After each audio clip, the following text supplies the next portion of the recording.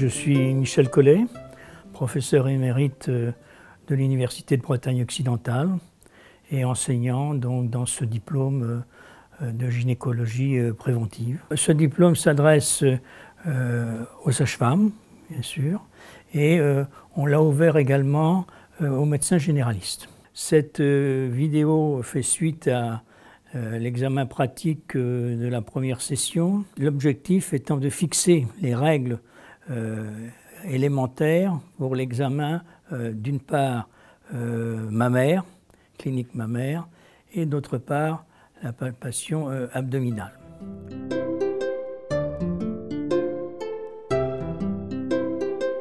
En ce qui concerne l'examen clinique mammaire, il comporte l'inspection mammaire, il y a un consensus donc, qui se fait de façon bilatérale, comparative, la patiente étant torse nu, soit en position assise, soit en position debout devant le professionnel de santé, avec un examen d'une part les bras ballants et d'autre part les bras relevés derrière la tête, et pour, à ce moment-là, bien vérifier la symétrie des glandes mammaires, l'absence de déformation, notamment dans la région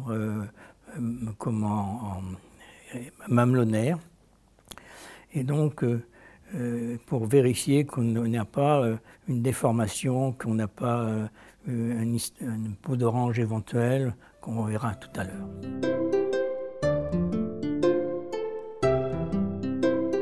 La palpation mammaire, elle se fait, la patiente en position couchée. Donc, moi, personnellement, je commence l'examen en me positionnant ma main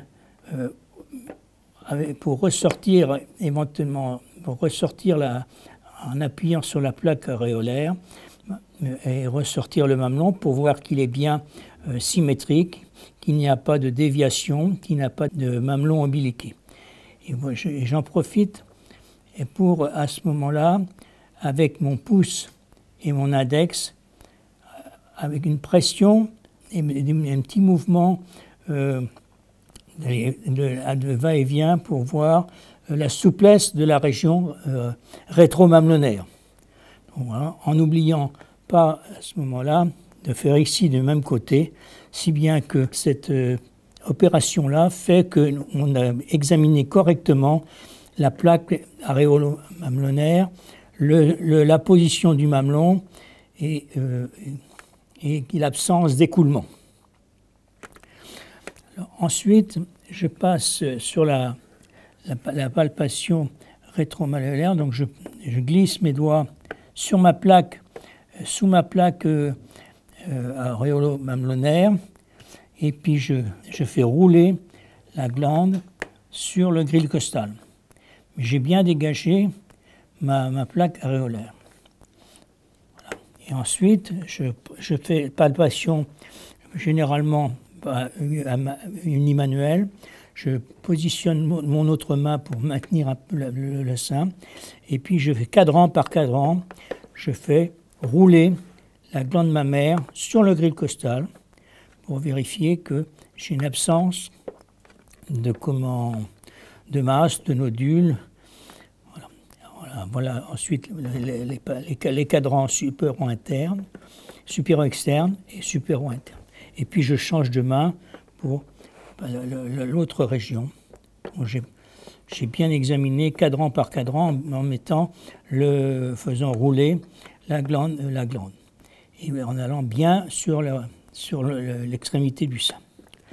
Alors quand je vois ici sur là, je vois bien qu'il y a une petite déformation ici.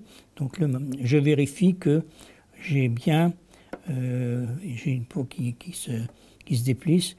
Et quand on met le pouce avec l'index, on a ici une masse qu'on voit bien, qu'on délimite, voire le plan superficiel, le plan profond. Voilà. Donc ici, vous voyez qu'il y a un aspect de peau d'orange, qu'on voit bien. Alors là, je fais bien évidemment palper absolument. Là, j'ai Et ici, je retrouve un nodule. Et donc, entre mon majeur et mon index, eh bien, je vais définir la taille de ce nodule, vérifier sa mobilité par rapport au plan cutané, vérifier éventuellement sur le plan profond. Ici, on a une adhérence au plan profond. Donc voilà, en ce qui concerne la palpation proprement dit mammaire. Ici, nous avons un mamelon qui est bien positionné, et puis là, il n'y a rien. On a bien le... Voilà. Et ici, ben, on palpe. Alors, parfois, certains font avec 2 mains. Moi, je préfère positionner, maintenir un peu le sein, et puis avec cadran par cadran. Donc voilà ce qui... Et puis, je termine par les aires ganglionnaires, axillaires et susclaviculaires. En sachant que pour les aires ganglionnaires susclaviculaires, eh bien, on met les doigts en crochet sur la jonction claviculo-sternale pour bien derrière la clavicule pour palper les ganglions. Donc voilà sur l'ensemble de l'inspection et la palpation. Bien, moi je pense qu'il est important de bien vérifier, et je ne tire jamais sur le mamelon. Tout simplement, là on sait que s'il y a un écoulement, on va l'avoir. Si vous avez une masse, on va l'avoir aussi. Donc voilà sur la palpation mammaire.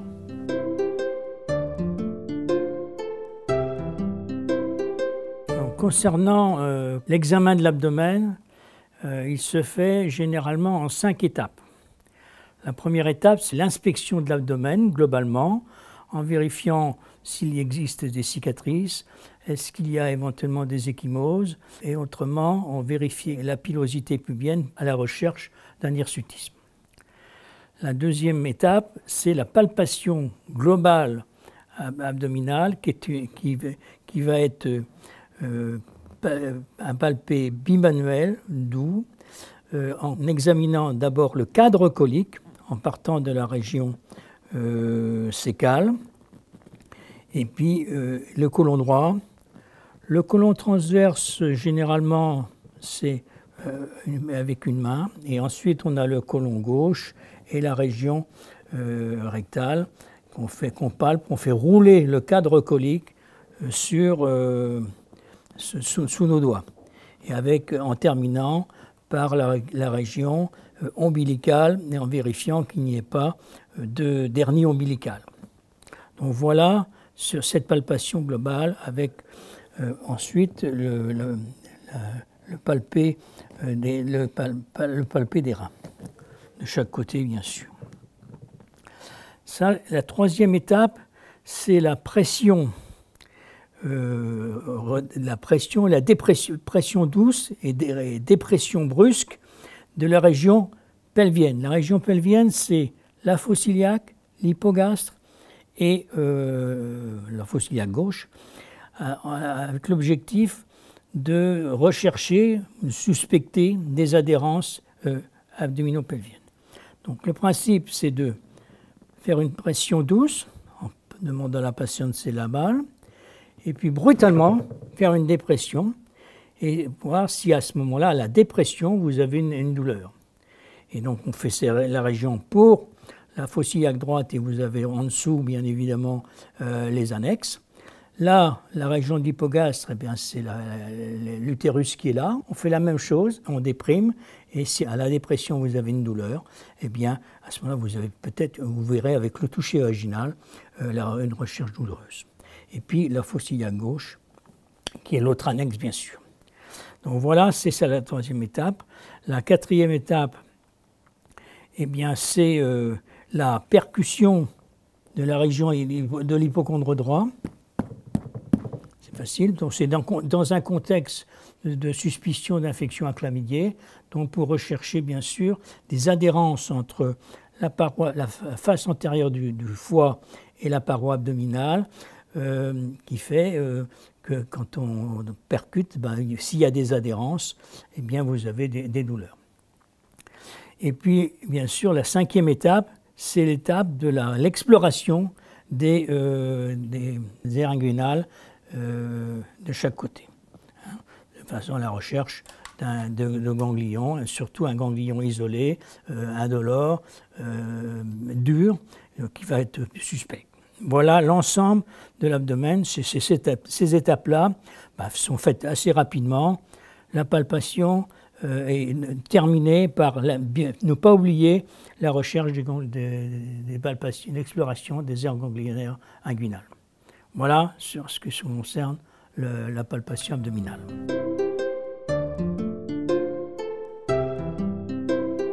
Concernant l'examen gynécologique proprement dit, donc je m'assieds. Je vérifie bien que les fesses de la patiente débordent de la table d'examen, de façon à ne pas être gênée pour la pose du spéculum. Je règle l'éclairage pour que ce soit bien centré. Et la première étape, je mets mes pouces sur les commissures postérieures pour bien regarder l'ouverture de l'orifice vulvaire. Et puis bien vérifier qu'il n'y a pas de bride, parce que sinon, avec la pose du spéculum, on risque et pas de lésion éventuellement de lichen, par exemple. Et puis ça me permet de choisir ma taille de spéculum. Si j'ai une ouverture qui n'est pas très importante, eh bien je mettrai un spéculum plus petit. Et puis voilà, donc là, c'est comme ça. Et je vérifie la région du clitoris pour vérifier qu'il n'y a pas de lésion. Voilà. Après, je fais le spéculum, donc j'écarte.